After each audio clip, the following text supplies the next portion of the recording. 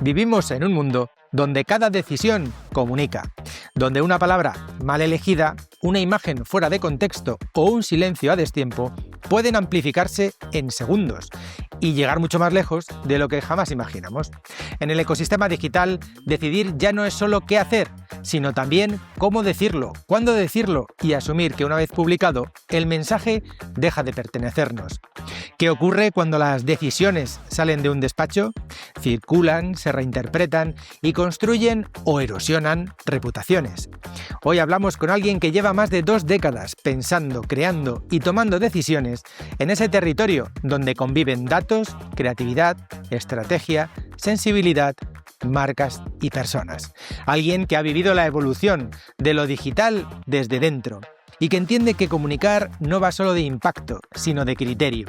En este episodio de Smart Decisions conversamos con Mauro Antonio Fuentes, más conocido en redes como Photomath. Con él hablaremos acerca de decidir en un entorno hiperconectado, por qué la forma importa tanto como el fondo y por qué, en un mundo de difusión infinita, parar a pensar sigue siendo la decisión más inteligente. ¿Qué zapatillas calzará hoy Mauro? Vamos a recibirle, que se encuentra ya a las puertas de Tremendo Estudio. Vamos a por él.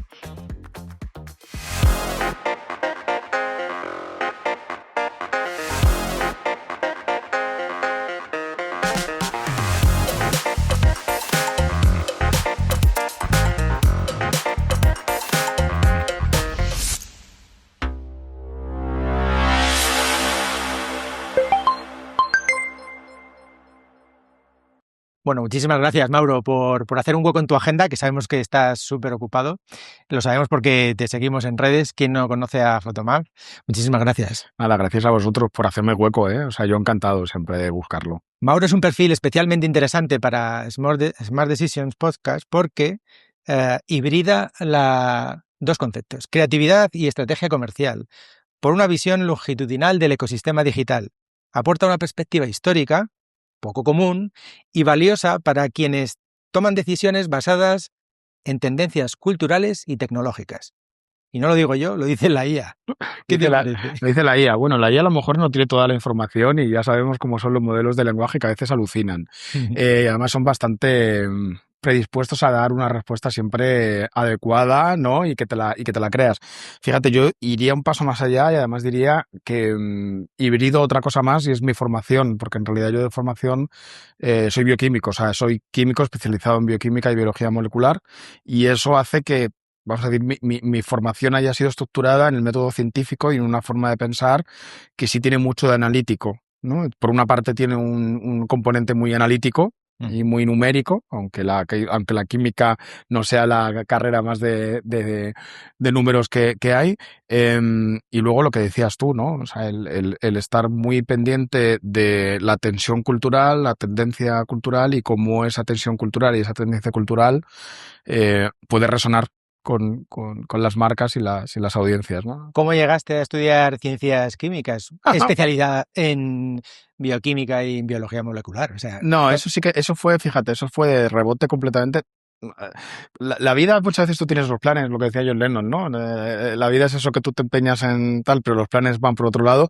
Yo iba a estudiar ingeniería industrial. Entonces me puse malo en selectividad. En aquella época existía una cosa que se llamaba selectividad, lo que hacíamos el COU. Me puse enfermo, aprobé, pero saqué una nota que no me permitía estudiar la ingeniería industrial y dije, bueno, pues me apunto el primer año de químicas, que es muy parecido al COU, porque tenía física, matemáticas, geología, y así el año que viene voy mejor preparado. Y me gustó mucho lo que encontré en la Facultad de Ciencias de la Autónoma, me gustaron mucho los compañeros con los que coincidí y decidí que no quería hacer ingeniería. En el segundo podcast, en la entrevista con José Carlos Díaz Lacazi, CEO de Sodi Solar, decía que efectivamente lo que estudias tampoco te determina. En este caso es un claro ejemplo, ¿no? Porque al final, ¿cómo decides o cómo te lleva la vida al mundo digital? Pues fíjate, yo he sido muy autodidacta en absolutamente todo y de hecho en esa misma facultad, incluso antes de entrar en la facultad, y te estoy hablando que yo entré en la facultad en el año 94, yo ya tenía interés por este mundo digital. Yo he tenido ordenador de siempre y yo empecé con un 0,80, no sé cuántos de RAM tenía, pero vamos, 16 megas de RAM, disquetes grandes, tuve un Amstrad, un 6128 que tenía disquetera de 350. Empecé a programar con 8 o 9 años, Basic o cosas así como muy, muy simples. Entonces, siempre he tenido ese mundo digital muy en paralelo a lo que yo estuviera haciendo en mi vida. Y no solamente ese mundo digital, sino que luego cuando apareció Internet, y te estoy hablando que yo me conecté por primera vez a Internet en el año 92 por BBS, y luego en el 93 me acuerdo que ya empecé a conectarme incluso a través de Gopher, cosas muy, muy extrañas.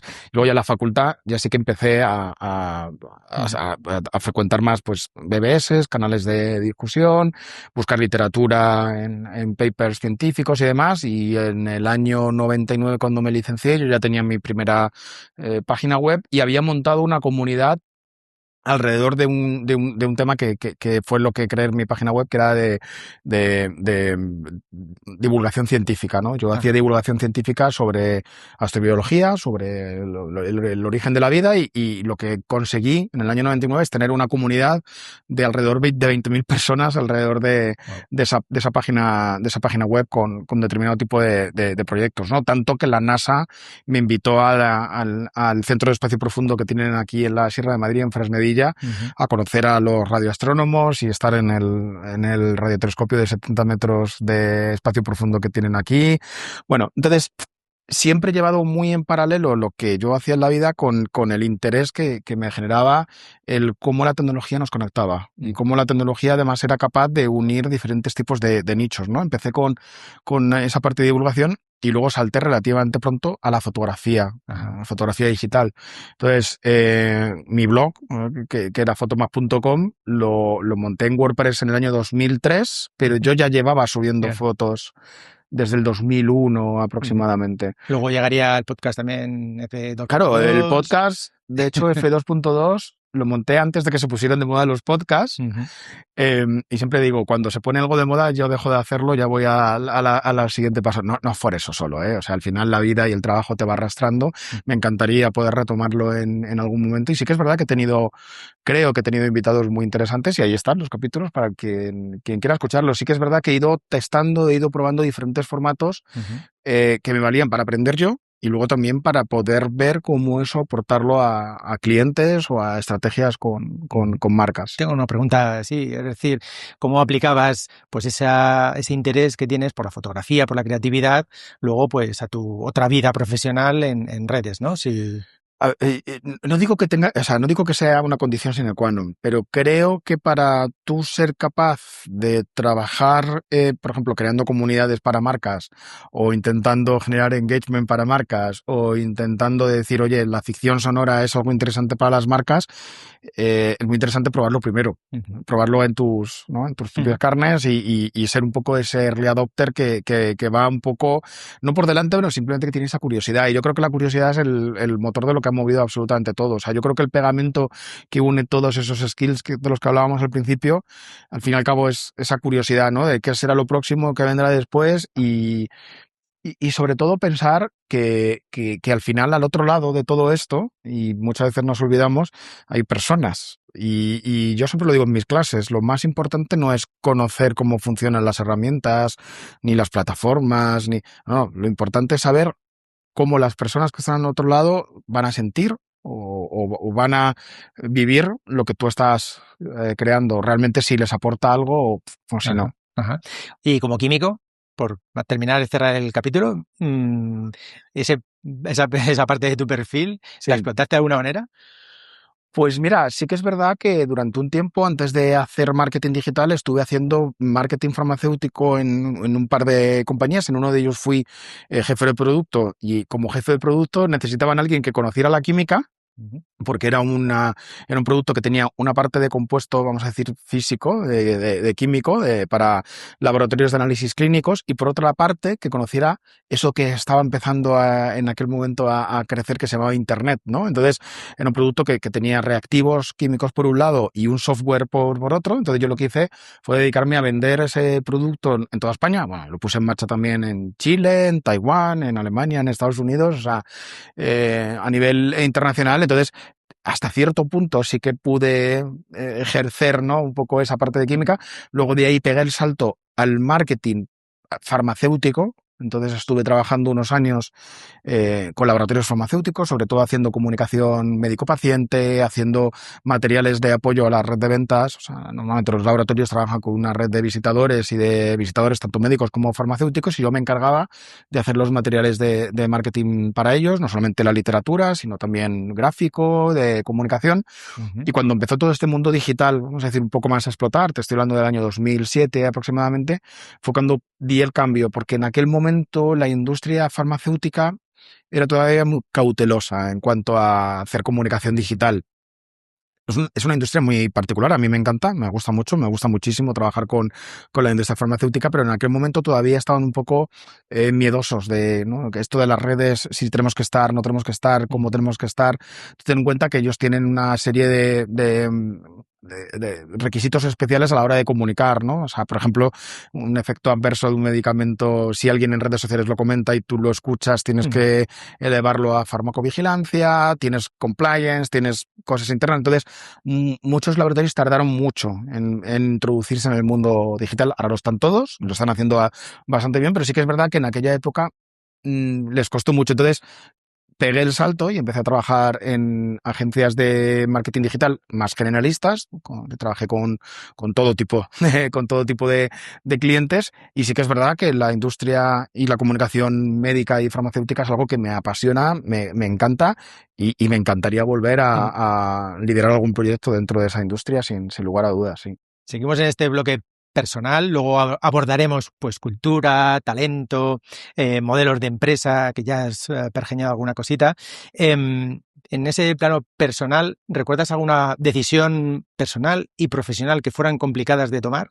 Hombre, tú ten en cuenta que cuando yo me fui a trabajar en aquel momento Territorio Creativo, que ahora se llama Good Rebels, con Juan Luis Polo, que desde aquí le mando un saludo, eh, yo lo conocí en una reunión que hacíamos de usuarios de Twitter en aquella época. Yo voy a seguir llamándole Twitter siempre, que era el TweetMat. Eran los primeros martes de cada mes, y creo recordar que fue el 2008, ¿no? Y en aquella época Juan Luis me dijo: "Ay, pues a mí, yo tengo una agencia y creo que esto de las redes es algo que quizá vaya a despegar, pero necesito a alguien que también me ayude ¿no?, a desarrollar esa parte de negocio". Ujú. Entonces yo recuerdo de llegar a casa y decirle a Ana, que era mi mujer entonces: "Oye, pues creo que me voy a ir a trabajar con este señor, em, sacrificando la mitad de mi sueldo, perdiendo el coche de empresa, el seguro médico, el seguro dental", porque la industria farmacéutica en aquel momento se vivía bien.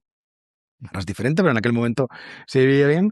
Y a sabiendas de que estaba dando un paso atrás, vamos a decir, en lo económico, que era algo que a lo mejor mucha gente no se hubiera atrevido a hacer, pero yo sabía que era por donde quería ir, ¿no? Porque, o sea, al final, esa comunicación, esa conexión entre personas y demás, es que estaban sentándose las bases de absolutamente todo, y quería yo ser parte Ujú. de esa Una historia. decisión que te sacaba de tu zona de confort. Totalmente, vamos, o sea, de hecho, recuerdo todavía, y eso pasó pues 5 o 6 años después, que mi compañero de trabajo en aquella última agencia de marketing farmacéutico me escribió en plan: "Oh, tío, aquí ya cada vez hacemos menos papel y estoy buscando otro curro, ¿qué Ujú. me recomiendas que estudie?". Pues, Ajá. claro, yo con esto no quiero decir nada, ¿eh? O sea, pero sí que es verdad que quizá tuve esa no visión, pero dije, bueno, creo que esto me gusta, resuena con lo que yo soy, y me quiero atrever a hacerlo. Y bueno, pues fue una decisión complicada, y la hice, sí.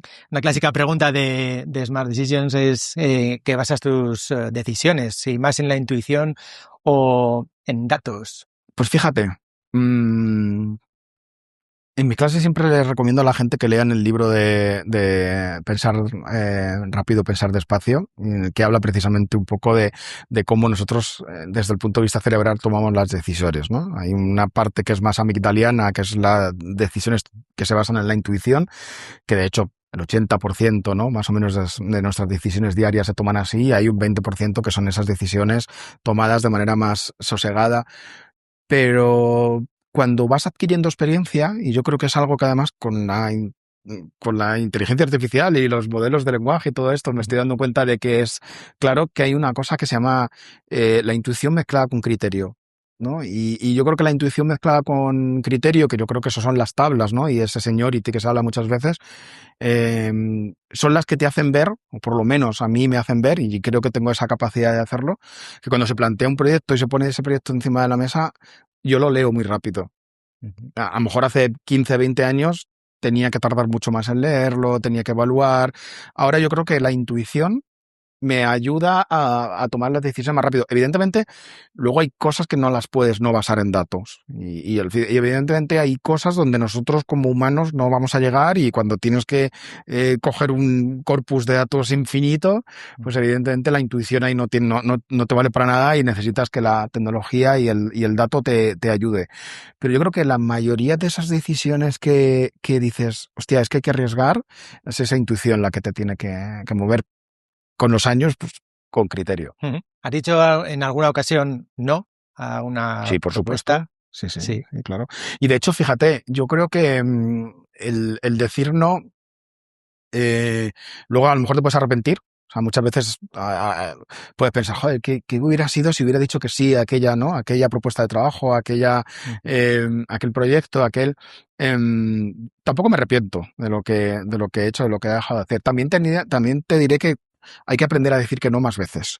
O sea, yo cuando entré a trabajar en el Corte Inglés, una de las cosas que más hice durante el primer año fue decir que no, muchas veces. Pero no por nada, o sea, sino porque había que plantear una estrategia, había que plantear una forma diferente de trabajar, y una de las cosas por las que había que empezar era por decir, oye, pues no, vamos a seguir haciendo esto otro de determinada manera. Se hacían bastante bien las cosas, pero bueno, Argumentado, había justificado. Claro, entonces hay que decir que no pero el decir que no es simplemente no porque, bueno, si tú lo argumentas y les explicas el por qué les estás diciendo que no, pero luego yo en mi vida evidentemente he dicho muchas veces que no, claro, sí. Territorio creativo ya has mencionado, Señor Burns, El Corte Inglés, Ogilvy, Tinkle. y We Rock Group, ¿no? Ahora, bueno, se llama GMK en realidad. GMK. Sí, es una mezcla un poco extraña, porque lo que hemos hecho desde el grupo Godó es agrupar todas las agencias que tienen que ver con marketing y comunicación bajo un mismo paraguas, que es Godó Marketing. Y entonces hay agencias de marketing experiencial, de marketing deportivo, de marketing inmersivo, de branding content, de social, todas bajo el mismo paraguas, pero cada una de ellas con su especialidad, ¿no? Y su personalidad, ¿no? Al final es intentar construir, ¿no? Desde la necesidad que pueda tener el cliente. Muchas veces son clientes que lo que necesitan es construir marca, construir reputación o construir posicionamiento, y pues movemos unos ejes, y a lo mejor lo que necesitan otros clientes es hacer una activación con influx en el corto plazo o que tenga muchos leads, pues activamos otra. Entonces, bueno, pues es lo bueno, ¿no? Que podemos tener diferentes piezas a las que activar en cada momento. ¿Cómo has vivido la evolución? Fíjate, estamos hablando de 2 décadas atrás, casi 3 décadas atrás, los primeros blogs, los foros, ahora inteligencia artificial. Fíjate, ¿qué sensación tienes? Pues tengo la sensación de que nos empeñamos muchas veces en intentar cambiar las cosas, y las cosas no cambian tanto. O sea, y ahora te pones a darte cuenta un poco cuáles son los medios de consumo que empiezan a estar de moda, y cómo los modelos de lenguaje están cambiando un poco también el tema de la parte de contenido, precisamente, y de repente dices, no, joder, es que la gente ahora está, que si las newsletters, que si tal. Y es como, no, si cualquier día de estos reinventamos los blogs de nuevo, ¿no? Es que hay cosas que no deberían haber desaparecido, entre comillas. Lo que pasa es que sí que es verdad que siempre nos empeñamos en vender lo más moderno y lo más nuevo, ¿no? Pero aquellas marcas que, por ejemplo, lleven 20 años construyendo contenido en su propia casa, ¿no? En su propio dominio, en su blog, estarán viendo ahora cómo los modelos de lenguaje han cogido esa información seguramente para nutrir a sus modelos y seguramente se estén viendo beneficiados de las consultas que la gente haga a través de modelos de lenguaje, ¿no? O sea, toda la vida hemos estado obsesionados con el SEO o el SEO versus SEM, cuánto no tal. Ahora estamos con el GEO, ¿vale? Y estamos con el cómo trabajamos esos modelos de respuesta.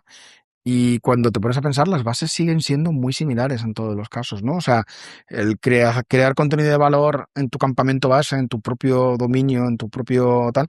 Sí, ha habido evolución, evidentemente, formatos en audio, ¿no? Ficciones sonoras, formatos en vídeo, pero puedes tener formatos en vídeo que sean giro o que sean más de consumo corto. Lo que ha pasado es que se ha atomizado mucho. Ajá. Pero al final, lo que hay al otro lado, y sigo insistiendo, son personas. ¿Cambiamos nuestra manera de consumir? Evidentemente. ¿Cambiamos dónde lo consumimos? Evidentemente. Lo que hay que entender es perfectamente cómo evoluciona también nuestro cliente. Ahora se mide mucho más también. Se mide todo. Sí, pero pasa que hay gente ¿Cómo se lucha contra la tiranía de los datos, de las métricas, cuando uno tiene, no sé, la visión de esto? Pues fíjate, simplificar. O sea, quiero decir, o sea, menos es más. O sea, cuando tú tienes un CSV infinito lleno de datos que te dan las diferentes plataformas y demás, está muy bien, ¿eh? Es estupendo que te lo den. Pero yo siempre le digo a mis alumnos, ¿no? Y a la gente con la que trabajo, ¿cuál es el objetivo? ¿Es un objetivo de alcance? ¿Es un objetivo de consideración? ¿Es un objetivo de conversión? Pues mide alcance, mide consideración, mide conversión. El resto, olvídate. Oye, si tienes tiempo y te apetece profundizar, hazlo. Pero quédate con 2, 3 métricas, establece 2 o 3 KPIs en la parte realmente que tú quieras medir. Porque claro, si nos ponemos a pensar en los funnels tradicionales y demás, yo sigo usando los funnels en mis clases y demás, pero es que los funnels es algo que también está un poco muerto, ¿no? O sea, pensamos que los clientes van cayendo y van haciendo ese viaje y los clientes se pegan unas vueltas que no te puedes imaginar, ¿no? Van para allá, vuelven para acá, vuelven a subir, enseguida se cambian, se dispersan, son súper infieles y sobre todo la moneda principal es la atención. O sea, el cómo captas la atención de manera continuada de esa gente, ¿no? Entonces, claro, yo creo que la utopía para todas las marcas es no solamente captar la atención de esos clientes, sino que captar esa atención de manera recurrente y que al final esas personas no solamente quieran consumirte, sino que te quieran compartir. Ese sería el principal desafío. Más allá de plataformas, depende de tu marca. Depende de lo que tú quieras hacer. No todas las marcas tienen que hacer lo mismo. O sea, el problema es que no podemos medirlo todo igual y no podemos compararnos. Desde fuera tampoco podemos compararnos, porque en muchos casos hay una obsesión muchas veces porque las marcas hacen benchmark con la competencia y no sabemos lo que está haciendo la competencia por detrás, no sabemos la inversión en paid media que tienen, no sabemos los tests que están haciendo del contenido, no sabemos lo que están trabajando en dark, en todo lo que es la parte digital. Entonces muchas veces estamos haciendo esfuerzos que en realidad son absurdos, porque tú al final puedes medir de manera visible lo que es lo orgánico, ¿no? Y quién sabe si esa marca en realidad donde está haciendo los esfuerzos es en la parte de paid porque está trabajando precisamente la parte de performance y no le importa la creación de marca. Para mí eso sería un error, pero hay muchas marcas que están en eso ahora. Hablando de errores de liderazgo, ¿recuerdas alguna decisión, que fuera un error, pero que te sirvió, fue productiva porque aprendiste de aquella decisión, de aquel momento? Hostia, voy a pecar ahora de parecer que no me acuerdo de los errores. Evidentemente todos hemos tenido errores y seguro que errores de liderazgo hemos tenido todos, vamos. Mientras le das una vuelta, piensa en aquella otra decisión que a lo mejor tuviste que lucharla internamente, por ejemplo, porque parece que todos los elementos externos... No, tú ten en cuenta, tú ten en cuenta que cuando a ti te ven como un departamento que estás aislado del resto de los departamentos, o sea, que eres un ente en plan de, estos son los de, pues, ¿no? Pues me ha pasado en agencias y me ha pasado en cliente, ¿eh? Eso no me ha pasado solamente en un sitio. No, estos son los de digital. el esfuerzo que tú tienes que hacer para intentar que la gente entienda que no eres, pues, o el añadido, ¿no? En plan de, bueno, te hacemos esto y te regalamos el digital, o que la comunicación y el marketing es comunicación y marketing, que al cliente le vas a poder tocar de diferentes puntos de vista y que el digital es uno más de ellos y que tiene que estar, vamos a decir, completamente sincronizado con el resto, es una cosa que durante mucho tiempo era muy complicado de que la gente entendiera, ¿no?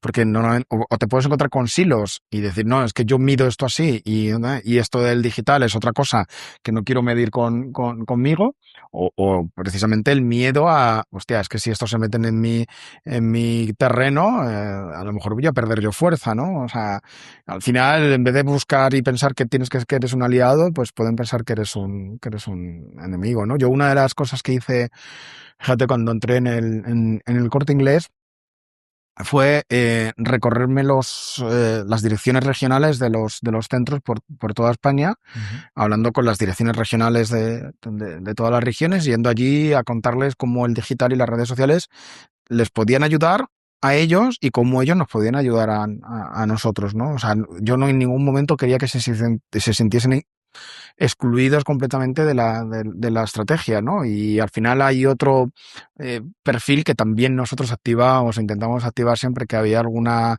activación, que lo hacíamos incluso de manera prioritaria, que era el empleado, que muchas marcas se olvidan del El principal empleado. cliente. Yeah. Respecto a decisiones, ¿has notado una evolución en ti a la hora de tomar decisiones? Pues lo que te decía antes, yo creo hay un tema que es más de muy visceral. O sea, veo rápidamente si algo es un go no go, si algo hay que pararlo ya y si algo tiene visos de triunfar si se le pone el cariño adecuado, ¿no? Y eso es algo que a lo mejor hace 10 años no tenía, ¿no? Y eso o sea, es como una tener la mente preclara en ciertas cosas, un poco de clarividencia marketingiana, pero bueno, que yo creo que eso al final, quienes estamos trabajando 20 años en la industria, pues yo creo que todos terminamos desarrollando de una manera u otra. ¿Qué pesa más en tus decisiones personales, profesionales? ¿Qué pesa? ¿Pesa alimentar tu conocimiento, la felicidad? Pues fíjate, lo primero, satisfacer mi curiosidad, como decía antes. O sea, yo creo que satisfacer mi curiosidad es lo primero. Con el tiempo he aprendido a dejar el ego y la ambición económica detrás y pensar más en dónde quiero estar dentro de 3 5 años. Porque creo que pese a la edad que tengo, ¿no? Que ya nos meten dentro de la generación Silver y todas estas historias, hay mucho que aportar o tengo mucho que aportar a la industria, ¿no? Ya veré de qué manera, pero lo tengo que aportar seguro. ¿Y cómo va la faceta de maestro, de profesor, más bien en el ISDI? Pues bien, en ISDI, en otros sitios, ¿eh? No solamente en ISDI, sí, sí. Me gusta mucho por 2 razones. La primera, porque me obliga a mantenerme al día y ayuda a que en ningún momento quedarme atrás. O sea, ese miedo. O sea, ya no es un tema de un FOMO. Yo creo que es un tema de que si trabajas en esto, el primero que tiene que estar absolutamente al día de todo tienes que ser tú. Y luego lo que me encanta del alumni, por ejemplo, que tiene ISDI, es que al final todas las personas con las que termino coincidiendo son personas que tienen capacidad de decisión en sus empresas y luego cuentan mucho conmigo cuando terminan sus formaciones y sus cursos. Y me gusta mucho ver cómo implementan lo que han aprendido en clase, cómo me piden ayuda y cómo crecen profesionalmente. Entonces eso al final también tengo un network que, oye, es muy interesante. Ya son 12 años dando clases en ISDI, por ejemplo. Imagínate, ¿no? La cantidad de personas que han pasado por mis clases. Y eso significa que tengo muchos amigos y muchos profesionales que son de primera línea, que me conocen, que me aprecian y que yo les aprecio a ellos. Y para mí eso es fundamental, ¿no? El poder ir a un evento, conocer gente y que te cuenten lo último que han hecho Y lo han puesto en con orgullo. práctica, sí. Y lo han puesto en práctica, Está sí. genial. No, y bueno, y hay muchos que, vamos, o sea, te pueden enseñar muchísimo, pueden enseñarte muchísimo. ¿Por qué recomendarías tus clases? A ver, ¿cuál es alguien que esté ahí dubitativo? Pues fíjate, yo creo que la diferencia que hay, y eso es algo general que pasa en ISDI, ¿no? Que quienes impartimos clase no somos profesores, sino que somos profesionales que nos abrimos a nuestros alumnos y contamos lo bueno y lo malo que pasa. Porque al final, si tú solamente das clases desde la teoría y no has hecho la práctica, a mí me ha pasado, a mí me ha pasado que en alguna ocasión me he tenido que enfrentar a alguna formación que me han dado en algún sitio en el que me han puesto el profesor de redes sociales, ¿no? Y venía un señor a darte 4 horas de clase que no había trabajado jamás en la empresa privada, jamás se había tenido que enfrentar a unas redes sociales de verdad, y entonces, claro, hablaba desde un púlpito en el que no hay experiencia, y eso yo creo que no aporta valor, o sea, porque para eso te lo lees tranquilamente, o ahora pues coges un modelo de lenguaje y le preguntas en el modo aprendizaje que te tire de ello.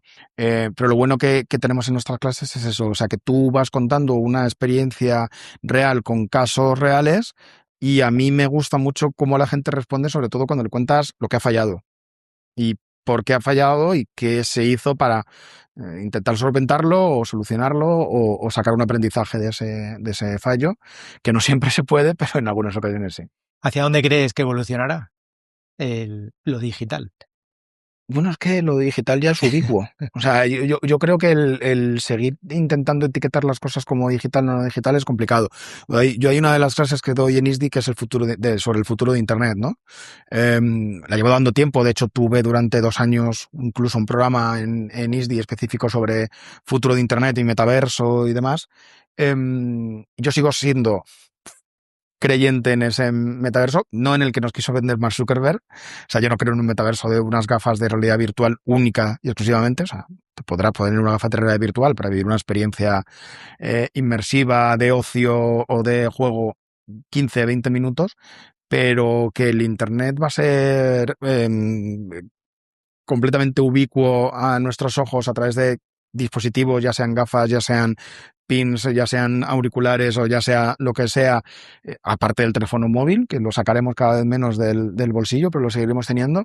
Yo creo que es a donde vamos, ¿no? Y entonces yo tengo una clase, sigo teniendo una clase que precisamente les explico un poco, bueno, cuáles son las predicciones del futuro de Internet, hacia dónde vamos. Y evidentemente ver los últimos movimientos que están dando empresas como Apple, Samsung, Xiaomi, lo tienes claro, ¿no? Meta, pues vamos un poco en esa línea que hace 10 años era completa ciencia ficción, que además desde el punto de vista de miniaturización, pues también podías pensar que la tecnología no iba a estar madura, pero que por culpa de la inteligencia artificial que le ha comido, vamos a decir, el PR al metaverso, ¿no? Cuando salió ChatGPT, el metaverso murió porque evidentemente es mucho más tangible utilizar ChatGPT y cualquier GPT a diario, y los tenemos todos en nuestros teléfonos y los usamos, que ese metaverso que era como un poco de energía, pero sin darnos cuenta, poquito a poco nos van metiendo ingredientes de ese Internet del futuro, que seguramente sea espacial y seguramente,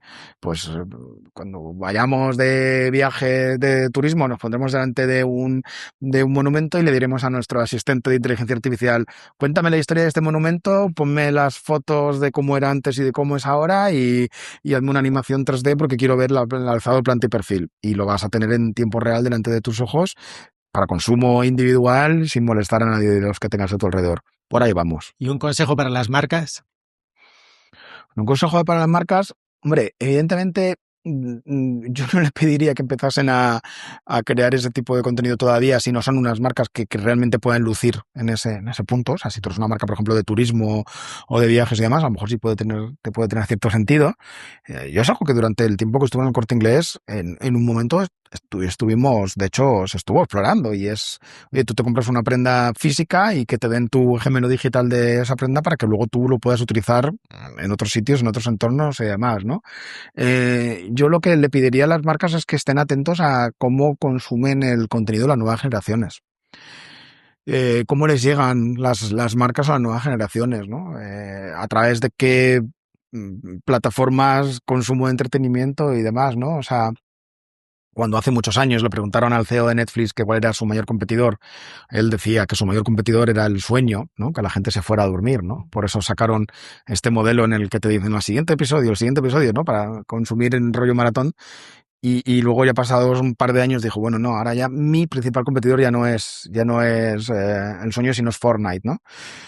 Y al final, si te das cuenta, los competidores son aquellos que compiten por la atención de los clientes, ¿no? Entonces aquí estamos ahora mismo en un momento muy liminar en todo eso. O sea, tenemos el consumo de contenido, vamos a decir, más tradicional, más lineal, tenemos el video on demand por otro lado, tenemos las redes sociales y el tiempo que la gente pasa dentro de esas redes sociales, vemos como los medios tradicionales demonizan a las redes sociales, porque claro, si alguien se tira 3 horas en TikTok, pues no consume medio lineal. De repente tenemos a YouTube que parece que no, pero sigue ahí y cada vez parece que tiene más consumo.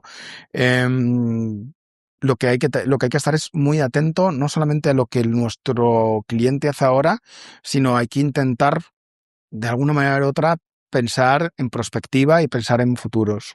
Y cuidar a los niños también, en ese acceso a las redes. Hostia. Es un tema delicado, el tema de las prohibiciones o no prohibiciones.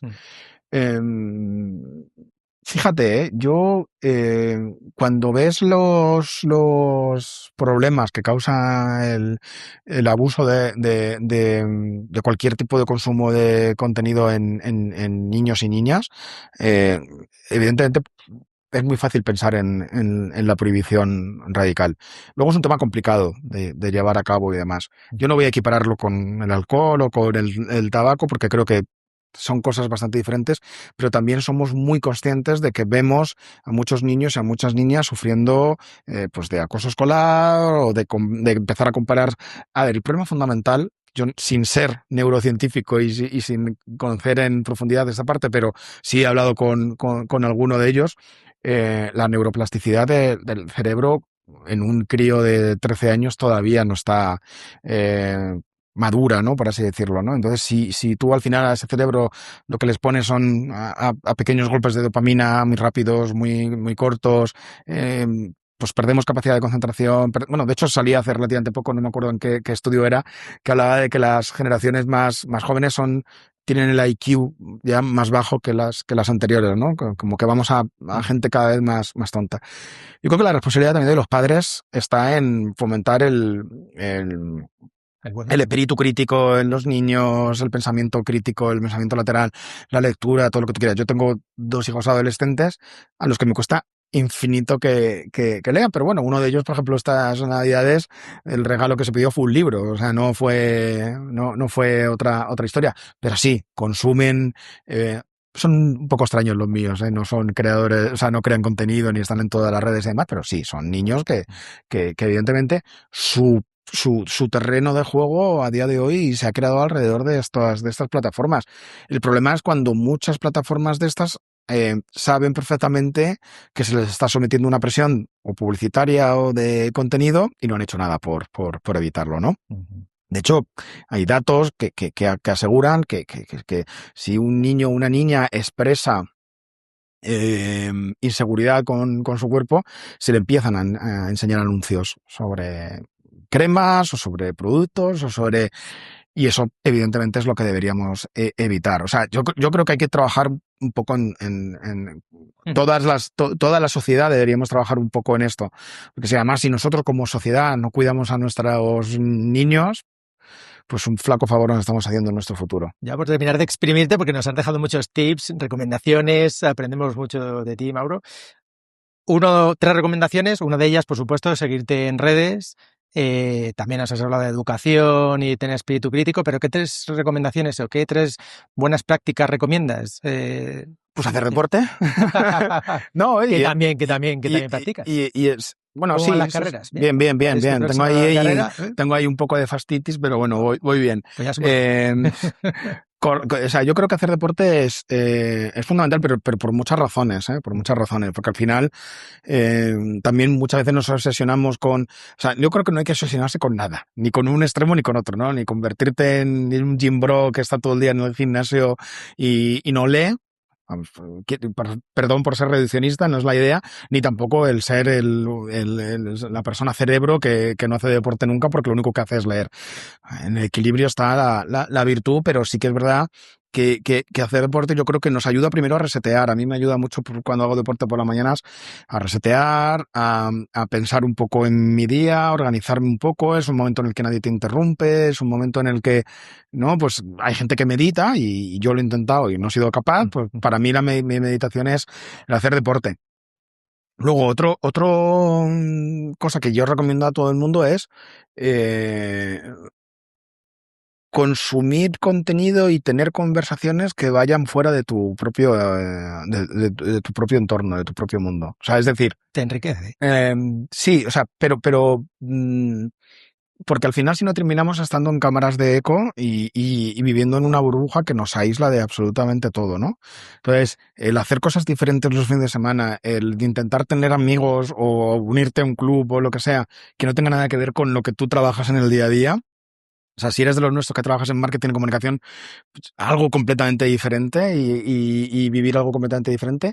Ya no digo viajar, porque al final viajar se está convirtiendo también en algunos casos en un privilegio para gente que se lo puede permitir y es una pena. Sé que se puede viajar low cost y de muchas maneras, pero al final ser más viajero y menos turista. O sea, como heavy user de las redes sociales, soy plenamente consciente del mal uso que se ha hecho de las redes sociales, que la gente lo único que hace es el check, ¿no? Voy, me hago la foto y ya está, y ya estoy aquí y tal. Pero la gente no se pierde, no habla con la gente local, no sé, solo quiere ir a hacer cola para tomar el chai latte que hay en no sé qué sitio. Y yo lo estoy viendo, por ejemplo, en el último año, ¿no? Ves un poco los precios que han democratizado mucho el que la gente pueda ir, por ejemplo, a Japón. Pero de repente ves 20 personas que han ido a Japón y 15 viajes son iguales. Yeah. Y me da mucha pena, ¿no? La estandarización de la experiencia, ¿no? Eso no... O sea, creo que una de las cosas que deberíamos obligarnos es a salir de esa estandarización, ¿no? Obligarnos a no hacer lo mismo que hace todo el mundo. Oye, que a lo mejor dices, sí, oye, es que quiero ver el Monte Fuji. Bueno, vale, perfecto. pero seguro que hay muchas más cosas que puedes hacer alrededor y comerte otro sándwich que no sea el de queso frito que se está comiendo todo el mundo. Yo en realidad te he invitado porque quiero comer esas hamburguesas que os coméis en el Club de la Burger, Mauro. Efectivamente. Es que no había manera de... Vaya vueltas dado, ¿eh? No te preocupes que te apuntamos en la... Tenemos lista de espera. Sí, una lista de espera bastante abultada ya. Bueno, muchísimas gracias. A vosotros. Para tu próximo viaje te puedes llevar la taza. Es un pequeño recuerdo. Muchísimas gracias. De Smart Decisions. Y pues nada, muy bonita. Muchísimas gracias por acercarte. A vosotros por invitarme.